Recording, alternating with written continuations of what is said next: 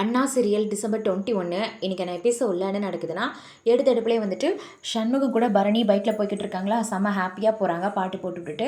அப்போ வந்து சவுந்தரபாண்டி சனியை எல்லோரும் ரோட்டில் நின்று வந்து சில பேர் கூட பேசிகிட்டு இருக்க மாதிரி காட்டுறாங்க. அப்போ இந்த வண்டி கிராஸ் ஆகுதா, அப்போ சனியனோட வேட்டி வந்து வண்டியில் கோத்துக்கிடுது, அதை உருவிட்டு போயிருந்தாங்க சண்முகம். யாருன்னு தெரியாமல் பின்னாடியே ஓடி ஓடி போகிறாங்க. ஏல நில்லு நில்லுன்னு சொல்லிக்கிட்டு கொஞ்சம் தூரம் போனதுமே வந்து வண்டியை நிறுத்திட்டாங்க சண்முகம். என் வேட்டியில் அப்படின்னு சொல்லிட்டு அந்த வேட்டியை எடுத்து மாட்டிக்கிடுறாங்க சனியை. அதை பார்த்து பரணி சண்முகம் 2 பேருமே சிரிக்கிறாங்க. சண்முகம் என்ன சொல்லுவாங்கன்னா, நீ வந்து அந்த ஆள் கூட சேர்ந்துக்கிட்டு செய்கிற எல்லா வேலைக்கும் உன்னை ஒரு நாள் வேட்டியை உருவிட்டு அடிச்சு விடணும்னு நினச்சேன், அது இன்றைக்கே நான் பண்ணிட்டேன் அப்படின்னு வந்து சொல்லி சிரிக்கிறாங்க. ரொம்ப நல்லா இருக்குது அப்படின்னு சனியை சொல்லிட்டு இருக்காங்க. ஆமாம், ரொம்ப தான் நல்லா இருக்குது, நல்ல வேலை உள்ள நீ ட்ரெஸ் போட்டுட்டு வந்ததால் உனக்கு நல்லதாக போச்சுன்னு சொல்லிட்டு வண்டி எடுத்துகிட்டு கிளம்பிடுதாங்க.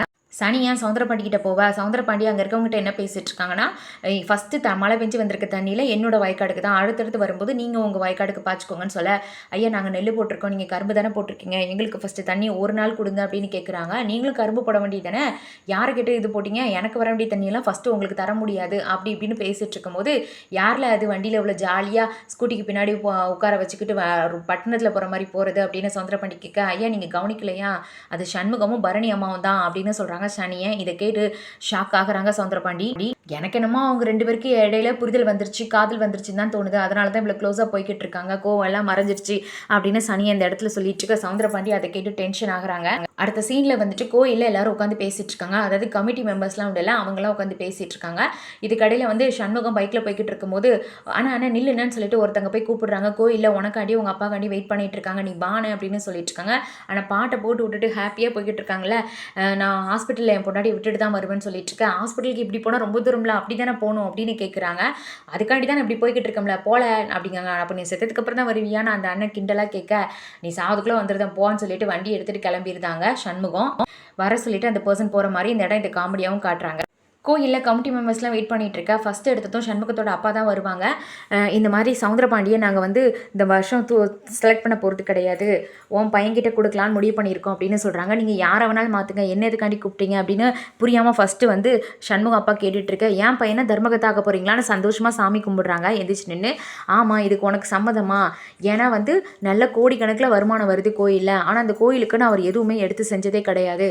ஆனால் உன் பையன் ஒரு வாட்டி தான் பிரசிடென்ட் ஆன உடனே வந்துட்டு வீட்டுக்கு தண்ணி கனெக்ஷன் கொடுத்துருக்கான். இப்போ இருக்க பொண்ணுங்கள்லாம் தண்ணிக்கு அலையிறதே கிடையாது. அது மட்டும் இல்லாமல் தன் பொண்டாட்டியை வச்சு இலவச கிளினிக் வந்து மக்களுக்காண்டி ஓப்பன் பண்ணி கொடுத்துருக்கான், சொன்ன வாக்குறுதியை காப்பாற்றிருக்கான். அதனால் உன் பையன் கையிலேயே வந்து இந்த வாட்டி தர்மகத்தை பொறுப்பை கொடுக்கலாம், நாங்கள் செலக்ட் பண்ணலான்னு நினைக்கிறோம், ஓட்டு போட்டு உனக்கு சம்மதமா அப்படின்னு கேட்டுட்ருக்க. அதை கேட்டு சண்முகம் அப்பா ரொம்ப ஹாப்பியாக ஃபீல் பண்ணுறாங்க. அப்போ அந்த இடத்துக்கு சண்முகமும் வந்துருந்தாங்க. சண்முகத்துக்கிட்டையும் விஷயத்தை சொல்ல, என்னது நிஜமாவா சொல்லிட்டு இருக்கீங்க, மாமாவே தூக்க போகிறீங்க, ஏன் எதுக்கு அப்படின்லாம் வந்து கேட்டுட்ருக்காங்க. சண்முகம் ஷாக்காக தான் கேட்குறாங்க.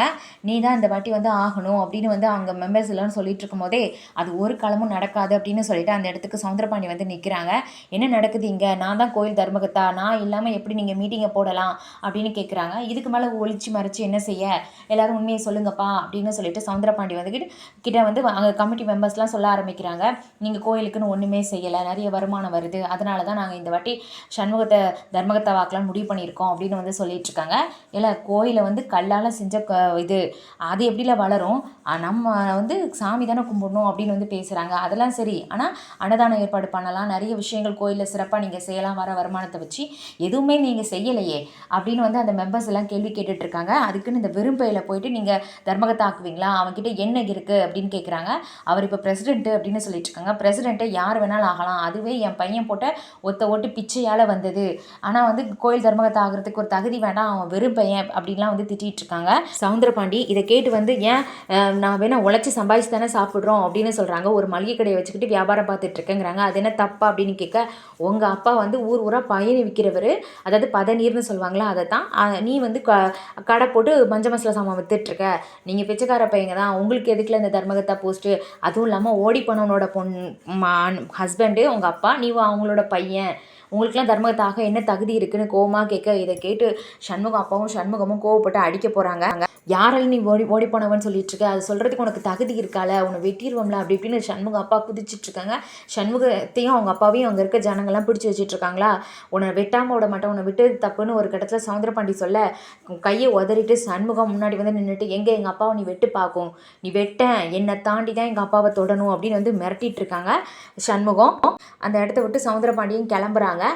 காரில் வரும்போது சனியை வந்து சவுந்தரபாண்டிகிட்ட சொல்கிறாங்க, தேவையில்லாமல் நீங்கள் தான் வந்து உசுப்பேத்தி சண்முகத்தை பெரிய ஆளாக்கிட்டு இருக்கீங்க அப்படின்னு சொல்கிறாங்க.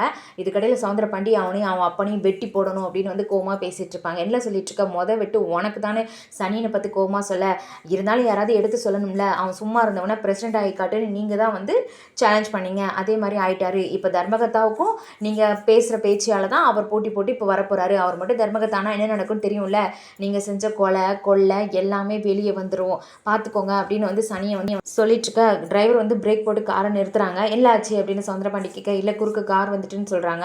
அப்படின்னா அடித்து தூக்கிக்கிட்டு போய்கிட்டே இருக்கணும், காரை ஸ்டாப் பண்ணக்கூடாதுன்னு சவுந்தரபாண்டி டென்ஷனாக சொல்லிட்டு இருக்காங்க. அப்படி கட் பண்ணால் வீட்டில் வந்துட்டு சண்முகத்துக்கிட்ட அவங்க அப்பா வந்து, ஏல நான் சொல்கிற 2 விஷயத்தை நீ செஞ்சே தீரணும், ஒன்று வந்து பரணிக்கு நீ புருஷனாகணும், இன்னொன்று அந்த கோயில் தர்மகத்தமாக நீ ஆக்கி காட்டணும் அப்படின்னு சொல்லிட்டு இருக்காங்க.